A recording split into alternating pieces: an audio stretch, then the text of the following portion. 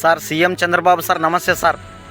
Sir మా లాంటి రైతులకి ఈ సంవత్సరము ఈ పత్తి చెట్టు పచ్చగా ఉంది లేనికేసి అని చెప్పి సంతోషం పడి ఇంటికెళ్ళి పాత్ర దోగి పెట్టుకున్న తర్వాత చివరికి ఈ పత్తి పంట చేతికి వచ్చింది లేనికేసి అని చెప్పి సంతోషం పడి ఆ పత్తిని తీసుకెళ్ళి పట్నంకి వెళ్ళి అమ్ముకున్నీకి పోతే ఆడ వ్యాపారస్తులు ఏం చేస్తారో తెలుసా సార్?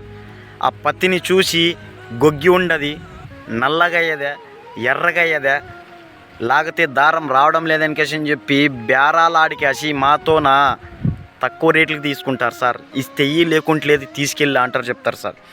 సరేలే నా తలరాత ఇంతేలే అనికేసి అని చెప్పి మేము అమ్ముకొని వచ్చిన కాటికి వచ్చింది అనికేసి అని చెప్పి డబ్బులు తీసుకొని ఇంటికి వచ్చి కూర్చునే లోపులే అయ్యో దేవుడా అనికేసి అని చెప్పి మా చేతుల్లో ఏముంటావో తెలుసా సార్? ఫస్టు మాకు అప్పిచ్చిన వాళ్ళు పత్రాలు మాత్రం తప్పితే డబ్బులు ఉండవు సార్. మీరే చెప్పండి సార్, మా రైతుల బాధ ఎలా ఉండవును. ఉంటా సార్.